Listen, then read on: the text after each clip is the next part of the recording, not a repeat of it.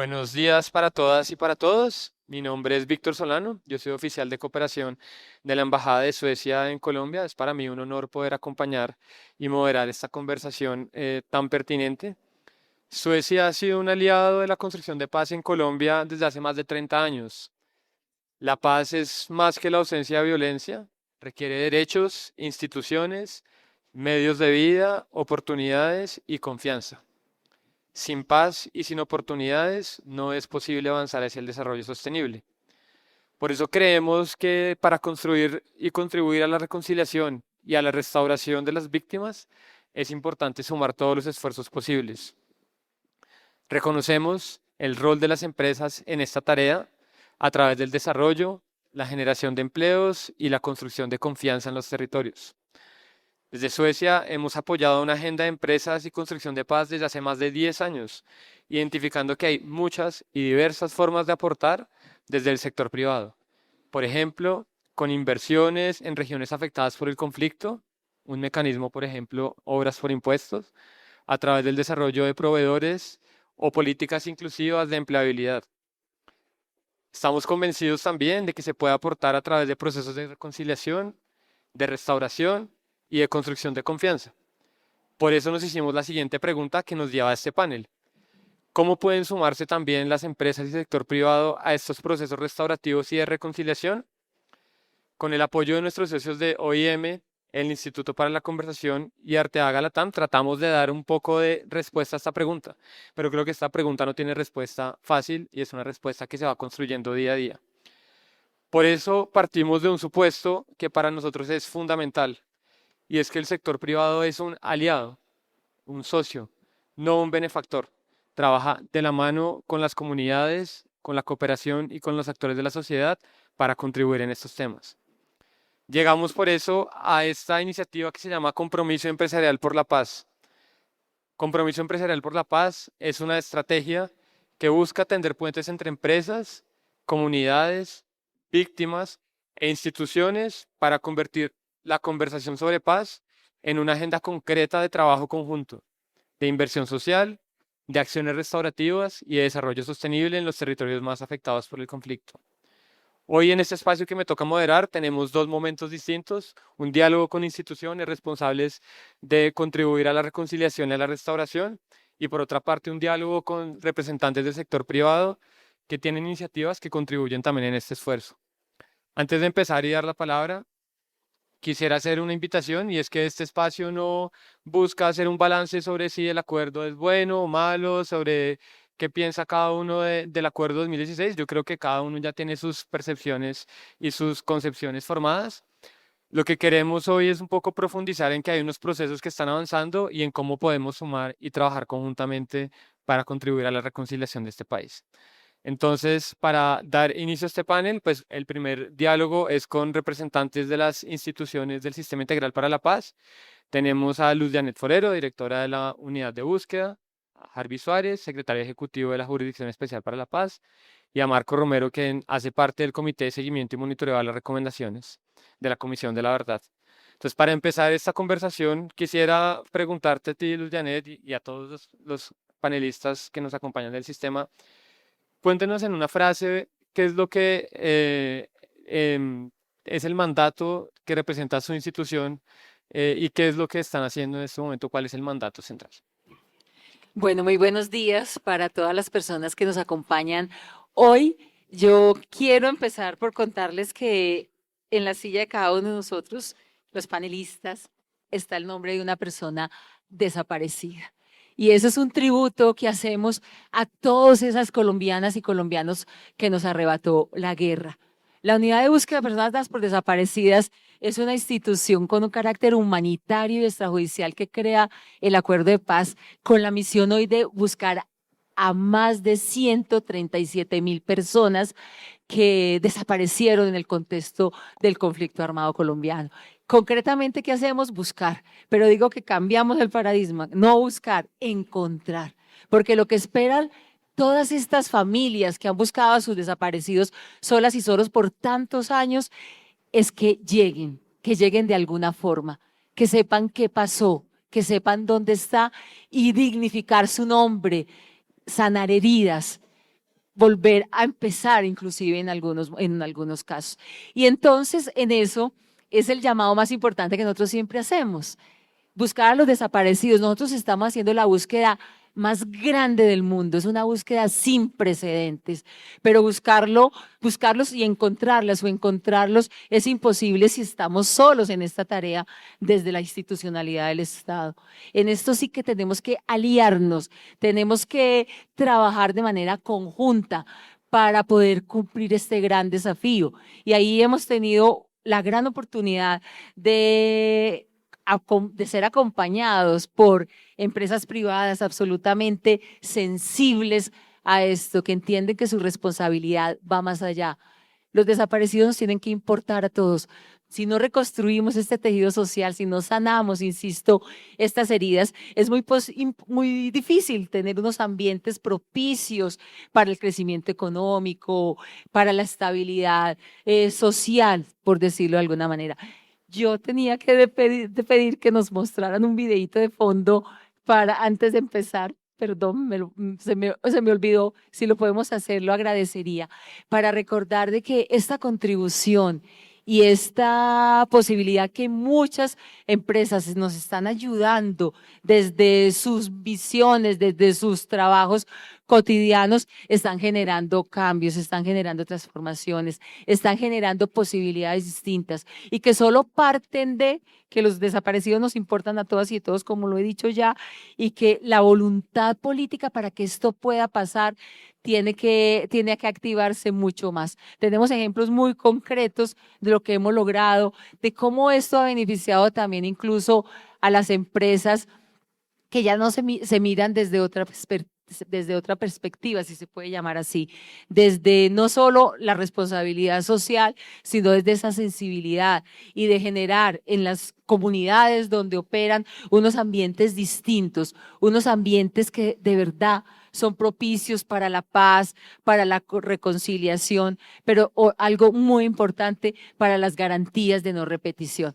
No podemos esperar, mejor, debemos esperar que no tengamos más desaparecidos en nuestro país, que no tengamos por qué seguir creciendo en esa cifra tan monstruosa, entendiendo también la desaparición de personas como el delito más atroz y la violación de derechos más significativa que se dio o que ocurrió en el conflicto armado colombiano.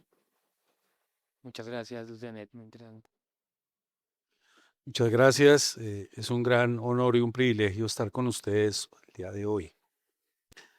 Se me pidió algo casi imposible, resumir en 4 minutos el trabajo de una entidad encargada de resolver una crisis de justicia, de impunidad y humanitaria de 60 años. Pero quisiera plantearlo de la manera más cercana que puedo a cada uno de ustedes, a cada una, a través de la experiencia más sentida de justicia que ustedes puedan imaginar. Piensen en una situación de injusticia que hayan vivido y cuándo se resolvió. Se resuelve cuando se logra sanar el dolor, las heridas que deja esa situación de injusticia, cuando hay alivio a la carga de rabia, de frustración, la sensación de impotencia. Ya ustedes seguramente, si el ejercicio funcionó, ubicaron esa situación que les generó injusticia. Ahora imagínenla para 10 millones de víctimas, para 60 años de conflicto con los crímenes más graves y atroces, la desaparición forzada, el reclutamiento de niños y niñas, el secuestro, la violencia sexual, no solo contra mujeres, también contra hombres, también contra población sexualmente diversa. ¿Qué hace la jurisdicción? Justicia en acción, justicia en los territorios. ¿Cómo lo hace? A través de esas acciones son verbos rectores fundamentales para nosotros. El sentido de la justicia, aunque la JEP tiene cárcel, es una nota que pocas veces se dice, también tiene sanciones privativas de libertad hasta de 20 años. Esa no es el objetivo final de la jurisdicción. El principal es lograr transformar territorios, transformar vidas, especialmente las de las víctimas, las de las comunidades afectadas, las de los territorios afectados y las de los propios perpetradores. Esto no es teoría, ya está sucediendo. y está sucediendo para la jurisdicción, vamos a cumplir 8 años el año entrante. Se está haciendo en los lugares más apartados, dispersos, más afectados por el conflicto, con muchas de las víctimas. Es imposible abordar una agenda de 10 millones de víctimas. Tenemos acreditadas que participan activamente más o menos 360.000 víctimas. Reconciliar. Si este país no logra reconciliación, no será posible la estabilidad en los territorios para hacer empresa, para hacer comunidad, para hacer territorio, para hacer país. Si no hay relaciones distintas a las actuales, en las que actores armados irregulares en medio de guerras imponen la vida cotidiana de personas, no habrá posibilidades de desarrollo ni de inversión segura. Lo que la jurisdicción hace, con esto cierro para continuar con el diálogo, es generar condiciones habilitantes para la más segura inversión pública y privada, que es en la gente, en sus condiciones de vida, que permitan a su vez, obviamente, redituar en términos de no solo responsabilidad social, sino de credibilidad, de confianza y de legitimidad en el Estado, en las instituciones, en el empresariado, en los emprendimientos pequeños, también de las víctimas. Y solo cerraría diciendo, tenemos experiencias muy valiosas como las que hemos podido adelantar con SIDOC, las que hemos podido adelantar con el empresariado antioqueño, en el Valle del Cauca, en muchos lugares del país, en los que han entendido que no se logrará transformar este país si no hay reconciliación, si no hay justicia real, si no se alivia el dolor, si no se alivian esas heridas, con una condición habilitante fundamental en procesos en los cuales hay verificación judicial del cumplimiento de las sanciones que impone la jurisdicción en la que se involucran a esas víctimas, muchas de ellas, mujeres, también niños, niñas, población étnica, campesinado, población también urbana en zonas periféricas, a través de proyectos que son el espacio donde se sanciona a los responsables de los más graves crímenes. No son personas en una cárcel oscura cumpliendo una pena en la que no se sabe nada de esa persona. Esa es venganza. Seguramente algunas personas deban pasar por ahí. Lo que busca la jurisdicción es mucho más importante, dignificar a esas víctimas, a esas comunidades, también e increíblemente suena raro, a los propios perpetradores, porque sin esa dignificación no hay segundas oportunidades. Estamos hablando para la jurisdicción de casi 18.000 perpetradores de gravísimos crímenes que también merecen una segunda oportunidad bajo condiciones estrictas de monitoreo, verificación judicial. Ahí están empezando a invertir con un valor agregado importantísimo, empresariado que nos está apoyando y ya lo ha hecho con procesos territoriales de restauración, de dignificación, también de cumplimiento de sanciones, pero sobre todo de construcción de confianza en territorios que ven que sí es posible una justicia real, verdadera y distinta. Muchas gracias, Harvey. Marco. Bien, muy buen día para todas, buen día para todos. Quiero agradecer a la Embajada de Suecia por su apoyo a la paz de Colombia y a facilitar este diálogo. Quiero agradecer a la Fundación SIDOC, pues a todos los organizadores de esta cumbre, pero lo voy a personificar en Jaime Arteaga por esa voluntad de hacer este diálogo siempre.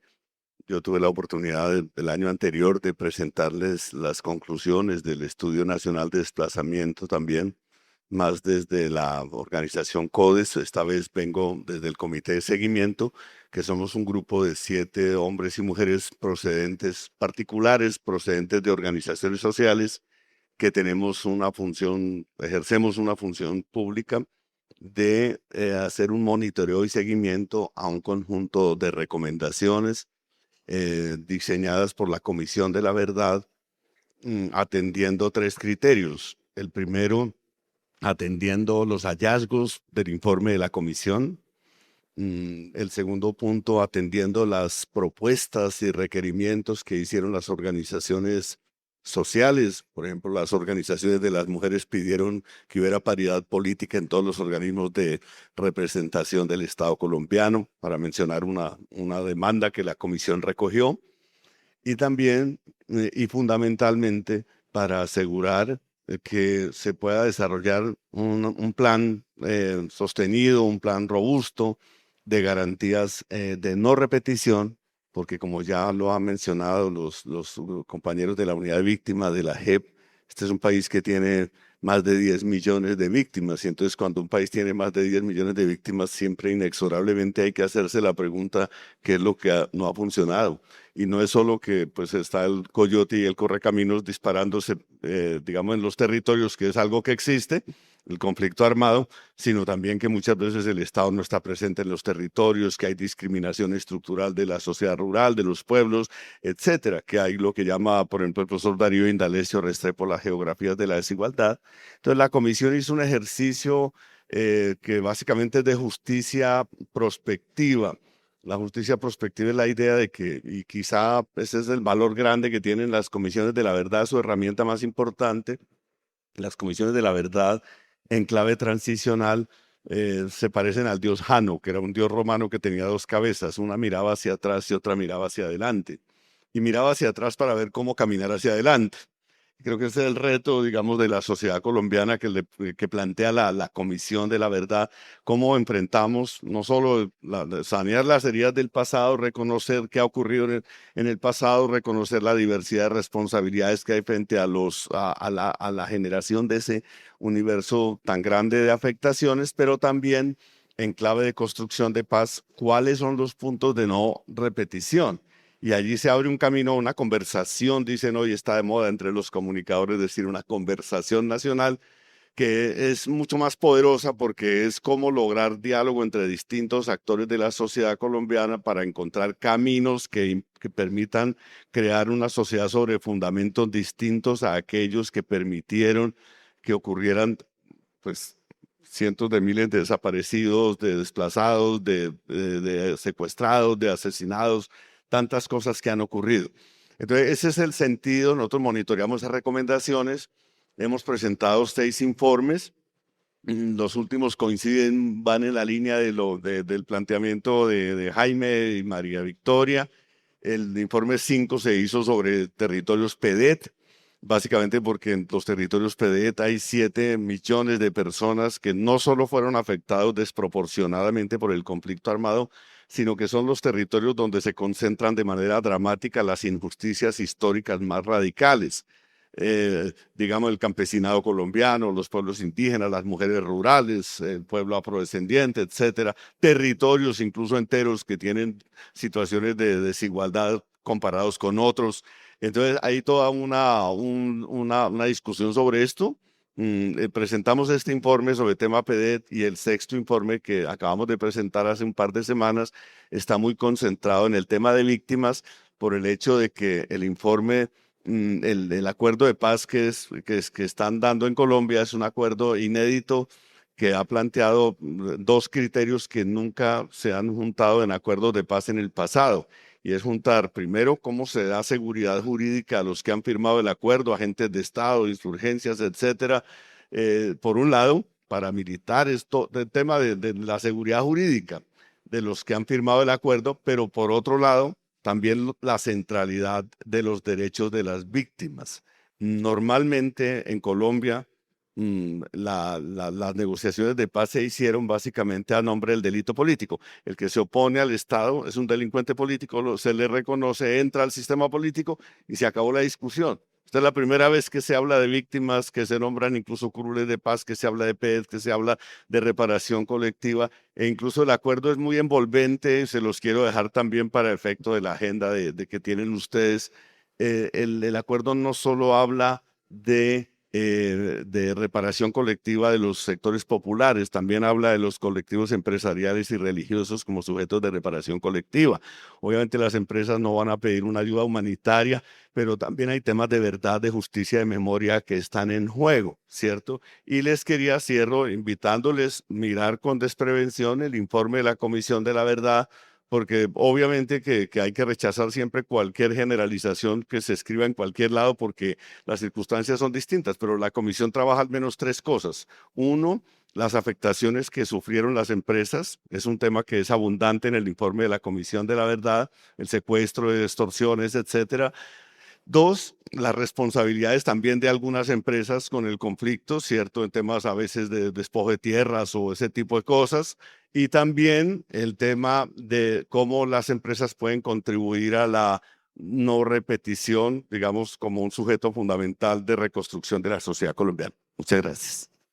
Muchas gracias, Marco. Y bueno, ahí que si pueda juntar un par de preguntas que había más adelante, y es porque ya mencionaron cuál es la importancia de las entidades en este momento. Yo quisiera preguntarles a Luciane, Harvey, Marco, muchos empresarios que están hoy acá todavía o piensan que el tema de construcción de paz, de reparación, de reconciliación, eso es algo que es responsabilidad del Estado. Eso tiene que ver con el Estado, con las instituciones. em, si un empresario les dijera muy interesante lo que hacen, pero eso no es parte de mi resorte, ¿qué ejemplos le podrían ustedes mostrar de un riesgo que está evitando o una oportunidad para su empresa al involucrarse en estos procesos? O sea, ¿qué podrían mostrarle como un valor agregado de involucrarse a un empresario en los procesos de búsqueda, de reparación, de restauración, de reconciliación? Gracias. En Colombia nadie puede decir que es ajeno a la desaparición. Tenemos muchas personas desaparecidas que eran empresarios, que su condición, porque inclusive en la unidad busca, por ejemplo, desaparición en contexto de secuestro. Y recordemos el secuestro en Colombia como un gran financiador, si se puede decir, de la guerra. Entonces, nosotros buscamos también a los empresarios y de distintos gremios, tal como lo decía Marco, tenemos ganaderos, tenemos industriales, tenemos, entonces, en primer lugar, los estamos buscando a ellos también, porque la unidad de búsqueda, desde su mandato sobre todo neutral e imparcial, a todos los buscamos sin excepción y sin hacer atención, si se quiere, al rol que jugaron en el conflicto armado. Importante para nosotros señalar cómo el ambiente de guerra pues afectó y fue un riesgo para toda la convivencia social, para todos los sectores de nuestro país.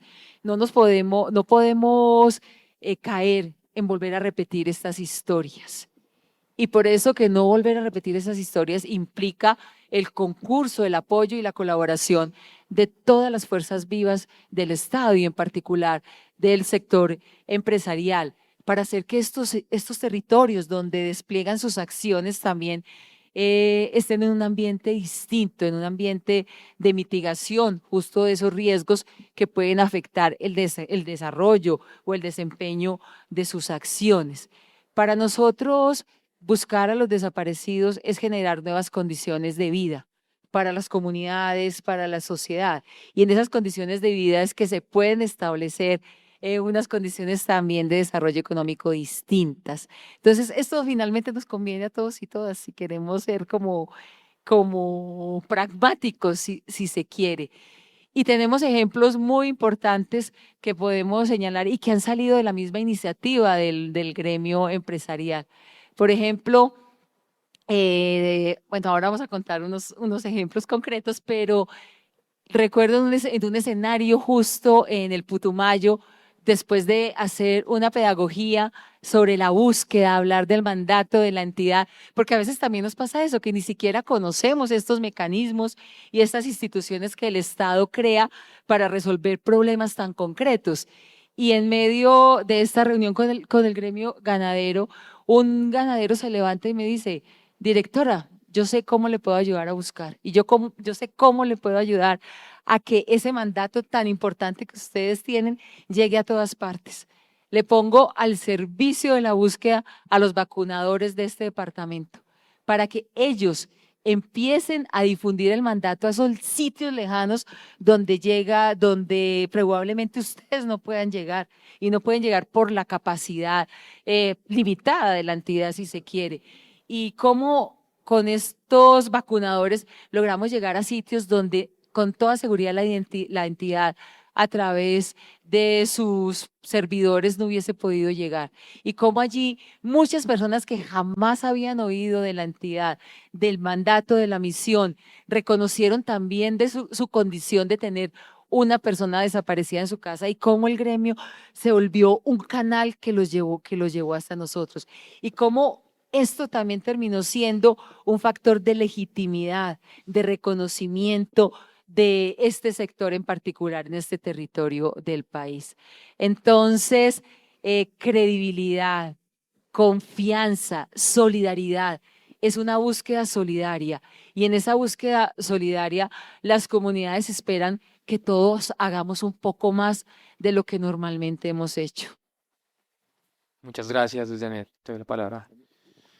El mayor riesgo para la inversión pública o privada son escenarios de violencia, desigualdad, exclusión, impunidad.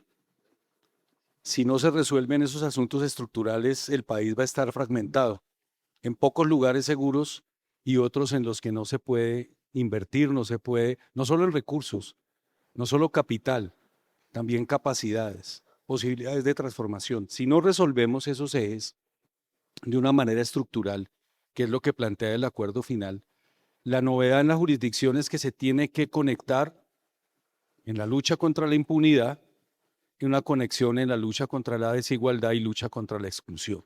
Eso dice el acuerdo final que se debe lograr con el acuerdo.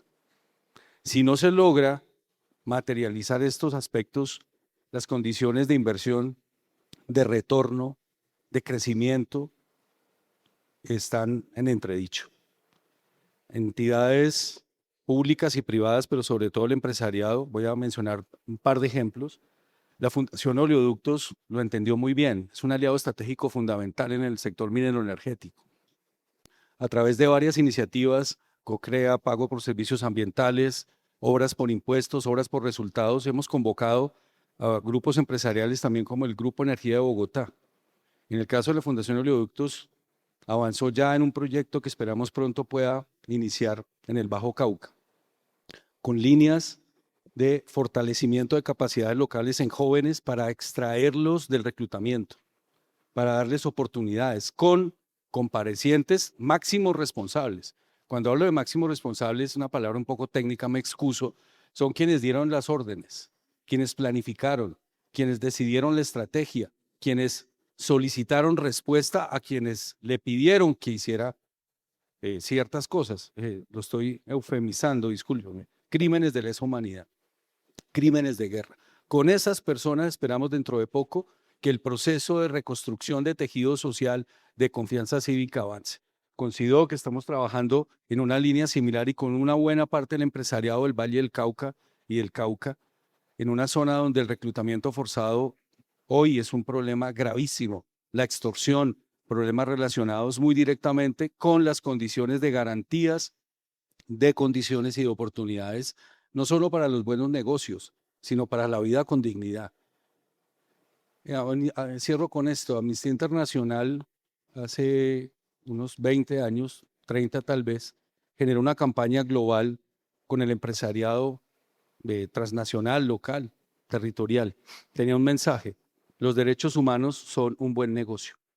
Hoy quisiera retomarlo diciendo no solo los derechos humanos, que ya es un gran valor, sino la justicia restaurativa, la reconciliación y las posibilidades de restauración son el mejor negocio. Muchas gracias, Harvey. Bueno, yo voy a aprovechar esta pregunta para dejar un mensaje en la siguiente dirección. A ver, yo creo que la pregunta es muy buena porque a veces dicen, bueno, las víctimas que se encargue el Estado. Ese es su problema. Y claro, el Estado tenía el deber de evitar que hubiera, por ejemplo, desplazados. Un deber de protección, para eso está el Estado.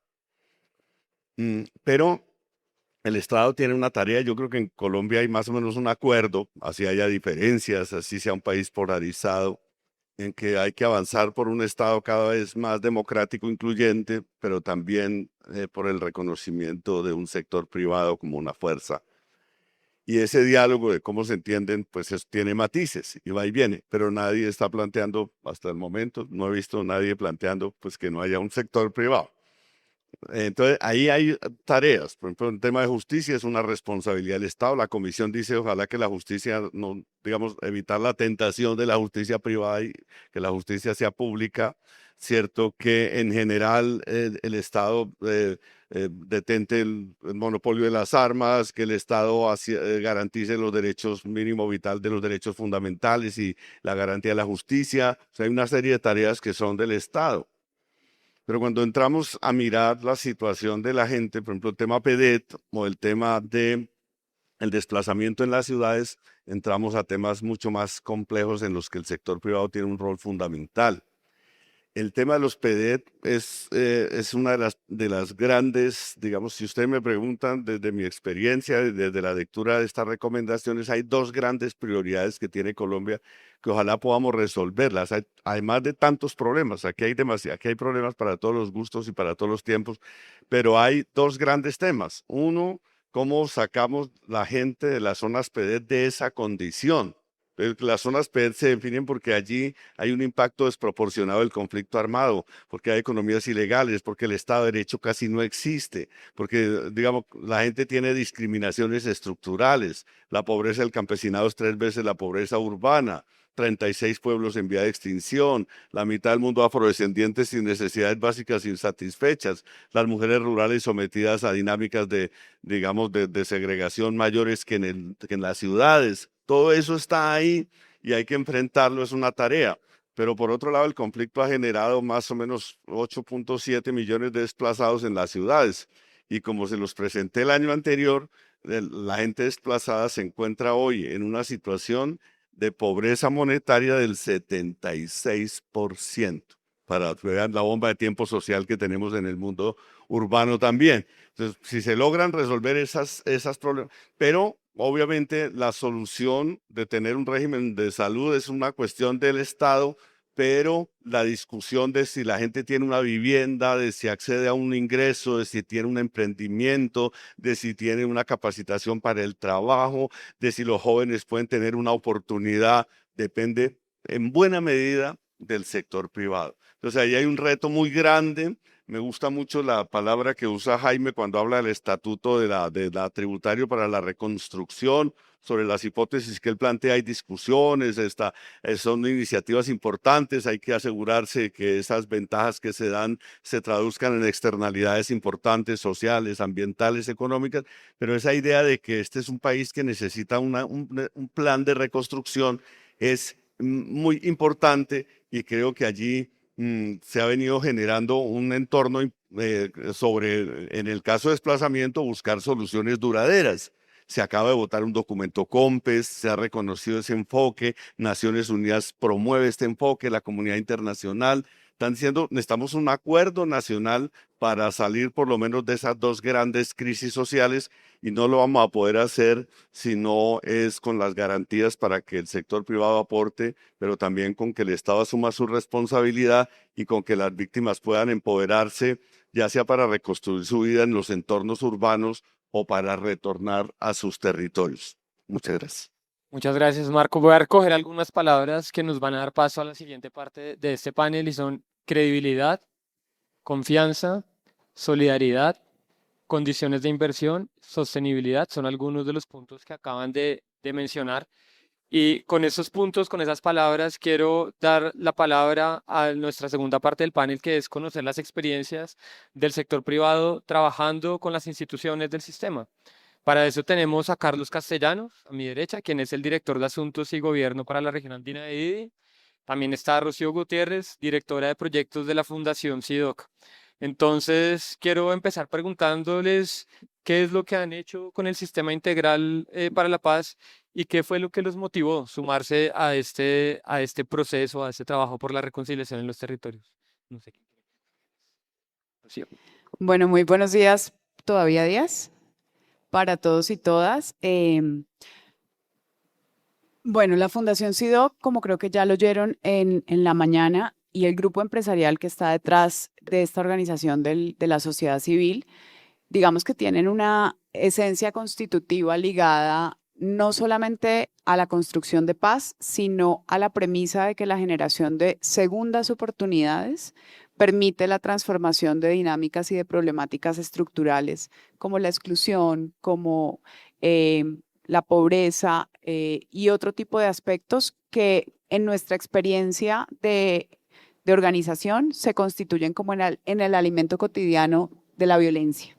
Nosotros pues nacemos en un territorio o en un lugar del país marcado por dinámicas de violencia, marcados por las consecuencias no solamente del conflicto armado, sino también las consecuencias de los cambios estructurales que ha traído en la dinámica de relacionamiento de las comunidades, el narcotráfico y otro tipo de fenómenos que están, digamos, de manera permanente ligados al modo de subsistencia de las poblaciones. En ese orden de ideas, parte de lo que hemos aprendido como organización y como grupo empresarial es que efectivamente esta generación de segundas oportunidades se constituye también en un mecanismo de justicia restaurativo. Y se constituye en un mecanismo de justicia restaurativo porque en tanto existe un joven en una ciudad como Cali que toma la decisión de transgredir la ley, que toma la decisión de convertirse, digamos, en un actor de una línea de microtráfico o de entrar a un grupo armado al margen de la ley, o ni siquiera toma la decisión, en algunos casos es reclutado o es víctima simplemente de la misma dinámica del conflicto, que pueda tener, digamos, la posibilidad de retribuir a su territorio después de él mismo haber recibido una oportunidad, pues empieza a generar un cambio real y concreto alrededor del círculo de la violencia. Y ese cambio real y concreto lo hemos visto en las metodologías que nosotros implementamos desde hace más de 20 años, este año ya 21. Y en esa perspectiva, parte de la responsabilidad que tienen organizaciones de la sociedad civil como la Fundación SIDOC y grupos empresariales, pues también es empezar a identificar cómo desde una visión de responsabilidad civil se aporta a romper ese círculo de la violencia. En la medida en que se generan procesos restaurativos, se restablece el tejido social, se facilita, independientemente de la discusión política que haya detrás, lo que nosotros estamos priorizando es la realidad humana. Y el conflicto, las dinámicas de violencia, que además, como lo decía Marco ahorita, tienen unas características en los territorios rurales, pero tienen otras características además muy delicadas en los contextos urbanos, pues son una fuente primaria de tensión para el desarrollo y para el crecimiento de la economía, de las empresas, para la estabilidad de los ciudadanos, para la tranquilidad de todos nosotros, que en últimas, pues queremos transitar y vivir en paz y queremos transitar y vivir en convivencia. En todos los lugares del país, todos los habitantes, pues queremos estar tranquilos y queremos vivir en paz, queremos poder caminar por la calle sin sentir miedo, queremos poder tener nuestras empresas sin sentir miedo. Y a eso es a lo que le estamos apostando. En ese sentido, coincidir con la JEP precisamente en la visión de lo que implica el ejercicio restaurativo, pues digamos es una apuesta muy importante y es una apuesta importante en tanto además el grupo empresarial y la fundación vienen trabajando fuertemente en estrategias como CoCrea y en estrategias como Obras por Impuestos, donde además digamos que la premisa está ligada a cómo además de que se convierta en una herramienta tributaria positiva para las empresas y que se convierta en un ejercicio concreto de recepción de cambios para las comunidades y los territorios, pues se pueda sumar toda la apuesta restaurativa que va a permitir realmente romper el círculo de la violencia en la medida en que se da la oportunidad a quienes transgredieron al otro, pero también en la medida en que las comunidades se sienten reparadas y se sienten restauradas. Muchas gracias, Rocío. Carlos, cuéntanos por qué se sumó a este esfuerzo.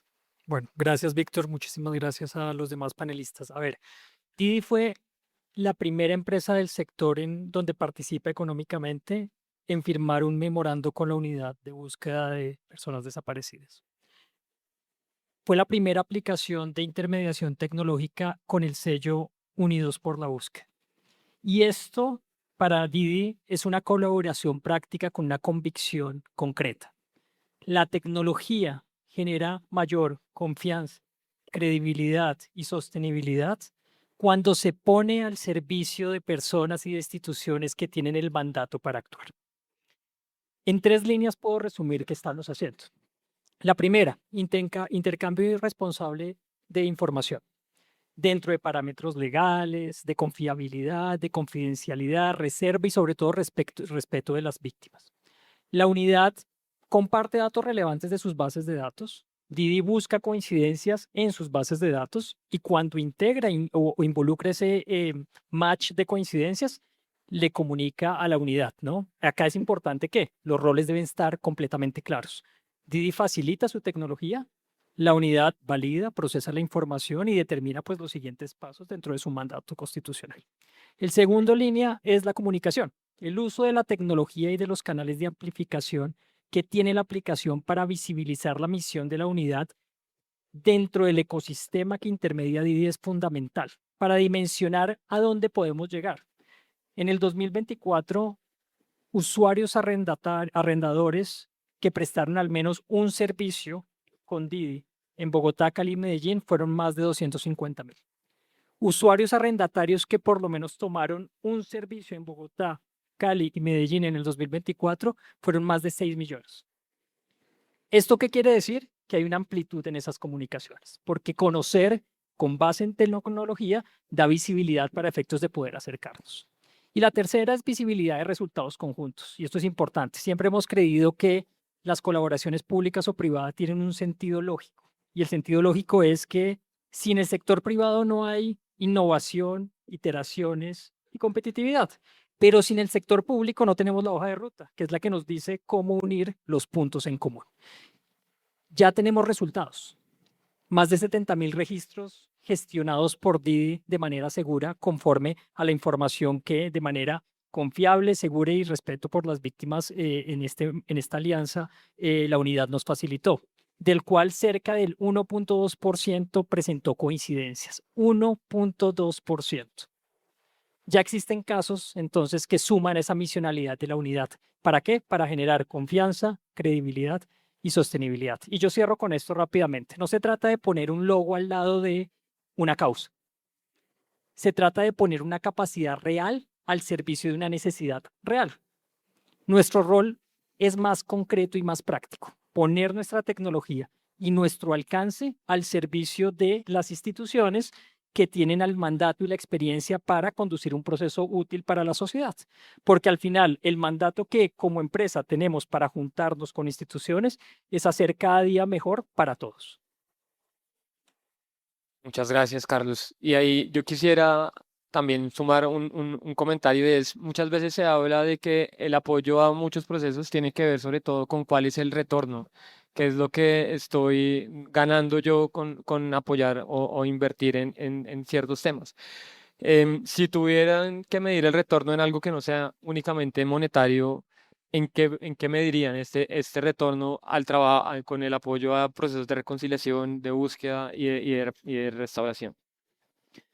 Yo creo que hay algo que se nos ha olvidado un poquito a veces en este país y es que para no clasificar desde la perspectiva solamente del concepto paz, que valdría mucho la pena discutirlo, pero hablando simplemente de convivencia pacífica y de capacidad de tolerar y de vivir en convivencia en todos los escenarios de la sociedad, la principal ganancia se llama seguridad. Y la seguridad es, digamos, un concepto que tiene muchísimo valor para el desarrollo de la economía y para el crecimiento de las empresas y del sector privado. Y la seguridad tiene muchos niveles y tiene muchas formas, digamos, de evaluarse o de medirse. En ese sentido, digamos que la consecuencia directa de esta afirmación es, en la medida en que haya más paz, pues hay más seguridad. Y en la medida en que haya más seguridad y más paz, en consecuencia hay más desarrollo, hay más inversión, hay más posibilidad, digamos, de crecimiento como sociedad para cualquier actor, tanto para el actor que, digamos, está en el ejercicio de la producción como para el actor que hace parte del ciudadano de a pie. Creo que ahí estaría la medición de la ganancia en materia de apostarle a la reconciliación, a la generación de oportunidades, a la restauración, al establecimiento, digamos, de otras formas de justicia que nos permitan transitar la historia de país que tenemos, a poder atender realidades tan dolorosas de tantos seres humanos con los que convivimos porque son nuestros compatriotas o somos nosotros mismos, como por ejemplo el fenómeno de la desaparición o simplemente el hecho de poder entender lo que significa construir una vida marcada por el dolor, por el trauma y por la rabia. Eso tiene impacto en el modo en cómo ese individuo se va a relacionar con el resto de su entorno. Y el entorno somos nosotros mismos. Entonces, bajo esa lógica, la ganancia, pues, es como innegociable. Muchas gracias, Rocío. Carlos. Tres dimensiones: utilidad, alcance y confianza. Y muy rápidamente, en utilidad, la pregunta es si la información potencialmente útil está llegando a la institución competente, ¿no? Y yo creo que los datos lo dan. Más de 70.000 registros, cerca de 1.2% de coincidencias logradas, casi la mitad ya validada y procesada, ¿no? Ahora falta muchísimo más, pero es un camino que ya se arranca de hace un año que firmamos, casi un año que firmamos este memorando de entendimiento. Entonces no basta con contar registros.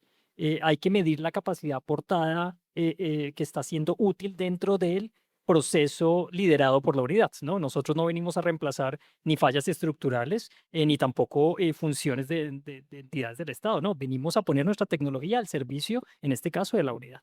El segundo es el alcance, que es otra dimensión. Y el alcance, yo creo que la pregunta es si estamos ayudando a que más personas conozcan la misión y los canales de la unidad. Sencillo. Y hablábamos un poco, recuerdo en una visualización, amplificación de campaña de qué era la unidad, 4 millones de usuarios que se conectan al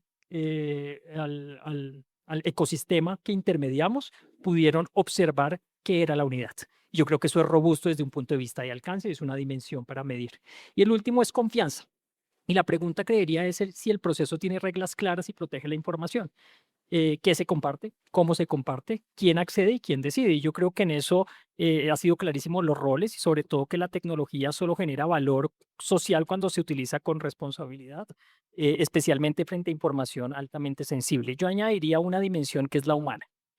Hay una dimensión humana que atraviesa esas tres dimensiones para medir ese impacto, ¿no?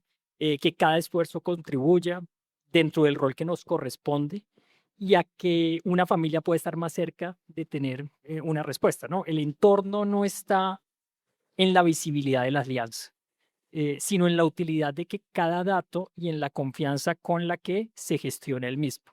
Y es por eso que esta alianza genera ese ecosistema de confianza para que las personas puedan tener en esas tres dimensiones más accesos a encontrar esperanzas de reencuentro.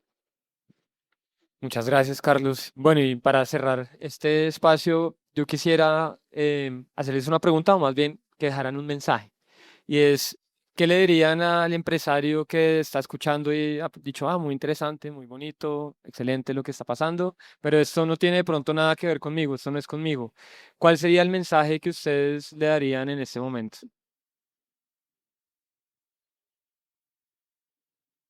Tiene todo que ver. Queremos invitarlos que se vinculen a un proceso en marcha que está funcionando y les va a ustedes a redituar en espacios globales.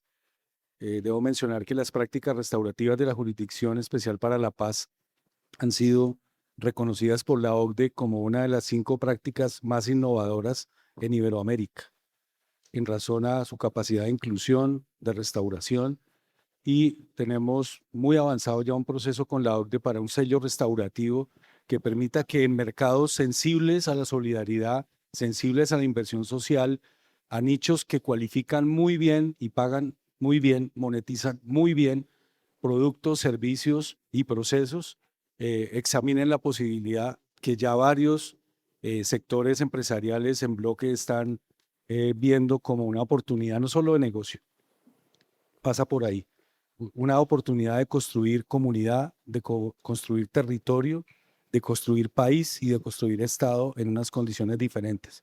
Somos un aliado estratégico que seguramente con ustedes vamos a construir condiciones distintas, al menos para nuestra función por los próximos 8 años al menos. Esperaríamos que dejemos un legado en el que no solo el empresariado, sino el país identifique la construcción de condiciones distintas. Es no solo un buen negocio la justicia, es un buen negocio la inclusión y las posibilidades son ciertas, son reales. Hemos visto, y finalizo con esto, trabajar a máximos responsables de antiguas FARC, con máximos responsables de falsos positivos, con víctimas diversas en proyectos concretos, con participación de autoridades territoriales, transformando vidas, relaciones y territorios. Los invitamos a participar.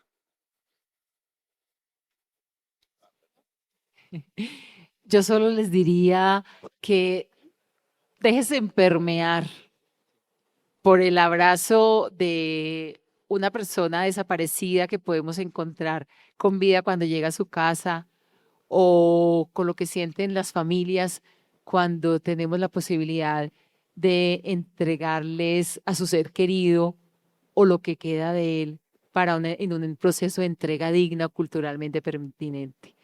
Cuando nos dejamos tocar por eso, sabremos cómo podemos apoyar.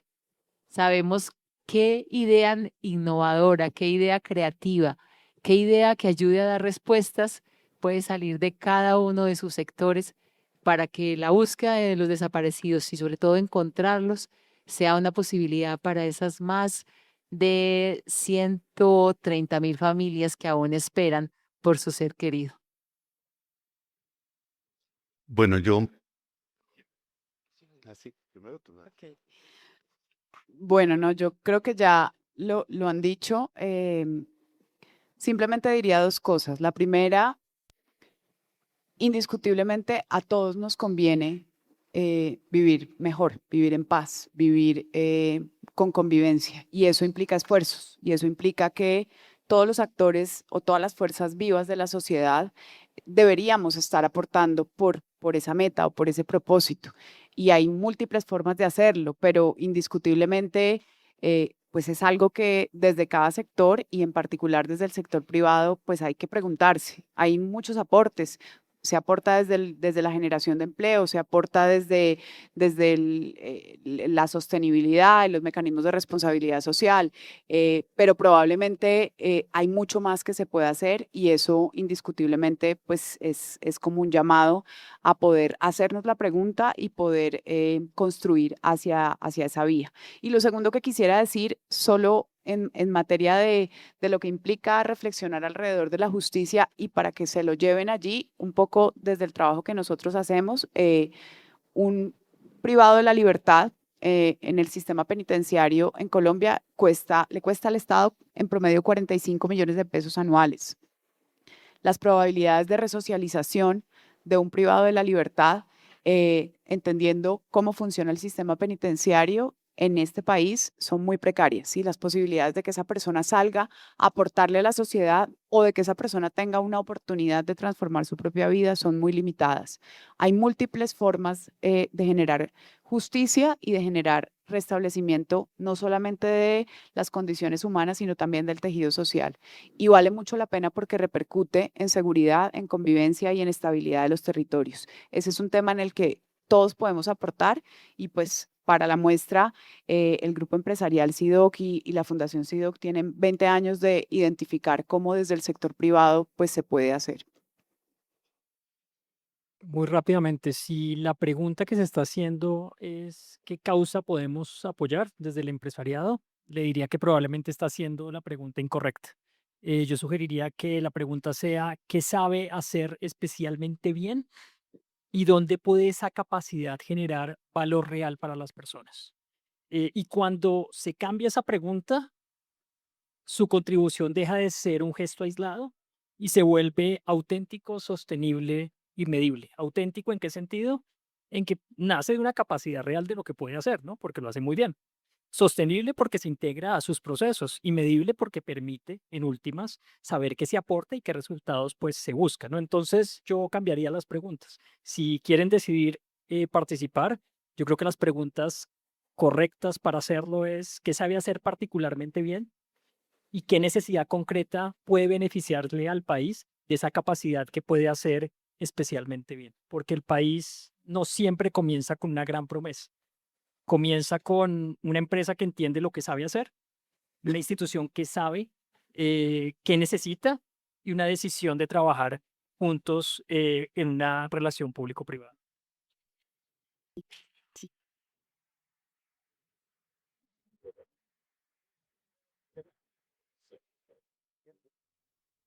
Bueno, yo quería dejar dos mensajes muy concretos. Uno, en algunas regiones, digamos, el sector privado está en los territorios, como los pueblos indígenas, los afrodescendientes y el campesinado, siempre está en los territorios.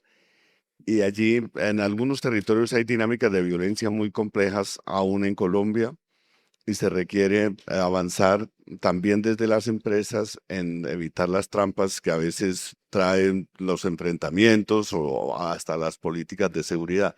En 2012, junto con la Fundación Ideas para la Paz y la iniciativa de, de compromiso empresarial con la paz de la época, Guías Colombia, se hizo un ejercicio con las empresas suizas que terminó en una promesa de valor para contribuir o para evitar, digamos, que las empresas se vieran involucradas en situaciones que a veces generan violación de derecho humanitario o derechos humanos. Y ese es un camino, toca tener los cuidados preventivamente en función de donde hay conflictos. Y en el otro sentido, quisiera dejar un mensaje el acuerdo de paz, las recomendaciones van en la línea de la paz territorial. Creo que una ventaja grande que ha traído todo este proceso es poner el tema de los territorios en el mundo urbano, porque a veces desde el mundo urbano los territorios quedan lejos, se ven lejos. Pues hay una historia en mi familia que le decían a un niño de dónde vienen los alimentos, pues del Carulla o del Carrefour o del Éxito. Pero, por ejemplo, Bogotá tiene una huella alimentaria de 95% de los municipios del país. Entonces, la comprensión de lo que pasa en la sociedad rural se hace muy importante y en esa dirección están avanzando procesos que tienen discusiones, pero que tienen que consolidarse. Por ejemplo, restitución de tierras, por ejemplo, catastro multipropósito, por ejemplo, jurisdicción agraria, son muy importantes, no solo por razón de justicia social, para los pueblos, para el campesinado, para quien no han sido objeto de despojo o de exclusión en los territorios, sino también para afianzar una economía privada importante, porque pues si no hay, por ejemplo, un proceso exitoso de restitución o temas de jurisdicción agraria, la situación de la propiedad de la tierra no clarificada genera dificultades muy grandes para hacer inversiones. Recuerdo el señor Efromovich que decía, el problema de Colombia es que cuando se va a invertir y los empresarios vienen a invertir, enfrentan el problema de si la tierra tiene realmente unos títulos reales o no. Él terminó en el tema de la Hacienda Bella Cruz, compró unas tierras con títulos legales del Estado colombiano, con certificaciones legales, pero le decían aquí hubo una masacre, aquí hubo desplazamientos y tenía que cargar con el estigma todo el tiempo en los territorios. Yo creo que todo eso se resuelve buscando instituciones que ayuden a formalizar, a consolidar la propiedad y pensar ampliamente, como tú planteabas, la seguridad. Por ejemplo, la seguridad jurídica le preocupa mucho al mundo empresarial. Le preocupa también al mundo de los desplazados, porque los desplazados perdieron toda seguridad jurídica sobre sus territorios, sobre sus tierras, sobre sus casas, sobre sus vidas. Entonces es un tema que es para todos y para todas y ver cómo logramos que el desarrollo de todos estos instrumentos ayude a sentar bases sólidas para un Estado más democrático, una sociedad más incluyente, un sector privado más dinámico y próspero también. Muchas gracias. Muchas gracias a todos. Yo no tenía que dar un mensaje, pero si lo voy a dar de cierre, simplemente todos podemos sumar para la reconciliación. Muchas gracias por este espacio y esperamos que hayan podido aprender.